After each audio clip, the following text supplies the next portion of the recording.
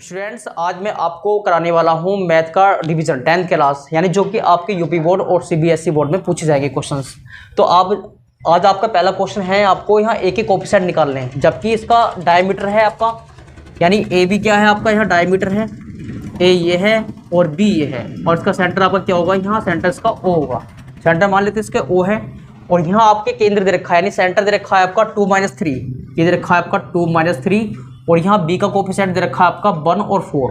आपको यहाँ ए का कोफिशिएंट निकालना है, तो इसको हम लेट कर लेते हैं x1 और इसको y1 लेट कर लेते हैं।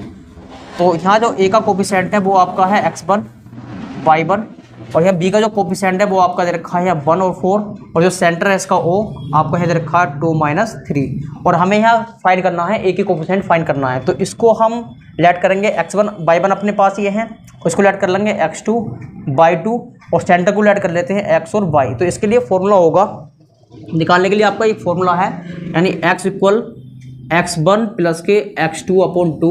जैसे हम x1 की वैल्यू पुट करेंगे, यहाँ x1 की वैल्यू अपने आपके पास तो कुछ है नहीं, x1 की तो x1 रहेगा, और यहाँ जो आपका x है वो आपका 2 है, तो यहाँ 2 रखेंगे 2 हो जाएगा, और यहाँ जो x1 की वैल्यू वो x1 रहेगी, और यहाँ x2 की वैल्यू आपके पास हो जाएगी 1, क्योंकि यहाँ 1 है अपॉन 2। इसकी करेंगे क्रॉस मल्टीप्लाई करेंगे इस तरह से, 2 जो कितना हो जाएगा 4 हो जाएगा, 4 इक्वल x प्लस के 1 को इधर थ्रो करेंगे माइनस आएगा, यानी 4 माइनस 1 इक्वल कितना हो गया आपका x हो जाएगा, और x की वैल्यू कितनी हो जाएगी, x1 है आपका, ये x1 की वैल्यू हो जाएगी आपकी 3, यानी हमने x1 का कोफिशिएंट निकाल लिया है। अब हम इसी तरह बिल्कुल y का कोफिशिएंट निकालेंगे, तो y का फॉर्मूला होगा आपका y1 प्लस के y2 अपॉन 2।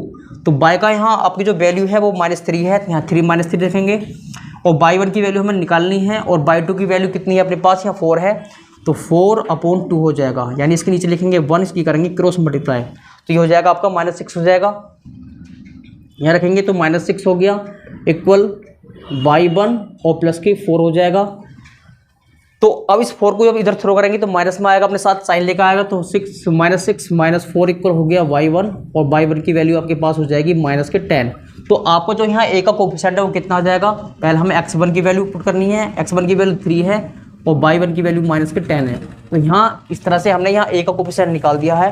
ये आपका एग्जाम में कई बार पूछा गया है। अभी हम और क्वेश्चन देखेंगे जो एग्जाम में पूछे जाएंगे।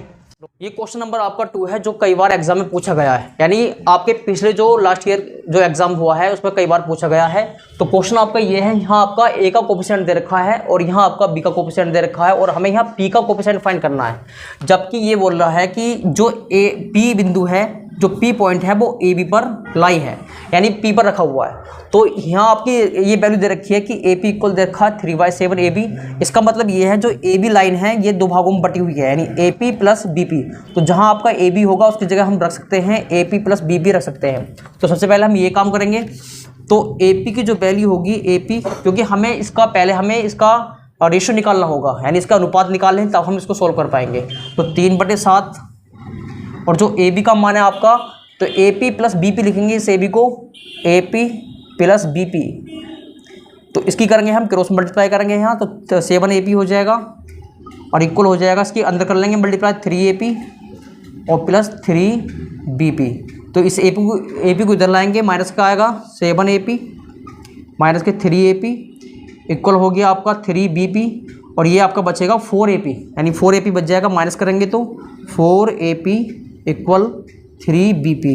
तो अगर हम इसको रेशो में लेंगे तो किस तरह से लेंगे, हम इसको रेशो में इस तरह से लेंगे, रेशो में a p upon b p, यानी इक्वल हो गया आपका ये 3/4, यानी ऐसे लिखेंगे आप इसको, ए पी अनुपात बी पी इक्वल 3:4, यानी आपका ये वैल्यू निकली आई है। और हमें वैल्यू फाइंड करनी है, पी के कोफिशिएंट फाइंड करने हैं। तो इसको हम लेट कर लेते हैं m1, इसको लेट कर लेते हैं m2, और जो है ए का पॉइंट दे रखा है इसको लेट कर लेते हैं हम x1, और इसको लेट कर लेते हैं y1, इसको x2, इसको y2। तो सबसे पहले हमें x का कोफिशिएंट फाइंड करना है, उसके बाद हमें y का कोफिशिएंट फाइंड कर लेना है। तो इसके लिए फॉर्मूला होता है x equal m1 x2 plus के m2 x1 upon m1 plus m2।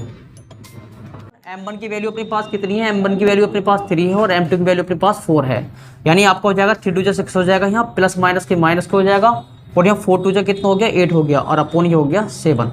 तो सबसे पहले हम इसको माइनस करेंगे तो कितना बचेगा आपका ये बचेगा x इक्वल -2/7, यानी इस तरह से हमने x की वैल्यू फाइंड कर ली है। और इसी तरह से बिल्कुल हमें y की वैल्यू भी फाइंड करनी होगी। तो उसके लिए फॉर्मूला होगा y इक्वल m1/2 प्लस के m2/1/m1 प्लस के m2। तो ये y की वैल्यू हमें यहाँ रखनी होगी। इस तरह से हम y के कोफिशिएंट निकालेंगे। तो y इक्वल हो गया, m1 की वैल्यू अपने पास कितनी है, 3 है पहले, तो 4 2 ये हो जाएगा। और यहाँ y1 की वैल्यू अपने पास कितनी है, y1 की वैल्यू अपने पास -2 है, तो -12 और -8 हो जाएगा, यानी हो जाएगा आपका ये -20/7। तो इस तरह से हमने यहाँ p के कोफिशिएंट फाइंड कर लिए हैं। p की जो x की वैल्यू आपकी -2/7 है और यहाँ y की वैल्यू आपकी क्या है, -20/7। तो इस तरह से हमने ये p की वैल्यू फाइंड कर ली है। Thank you.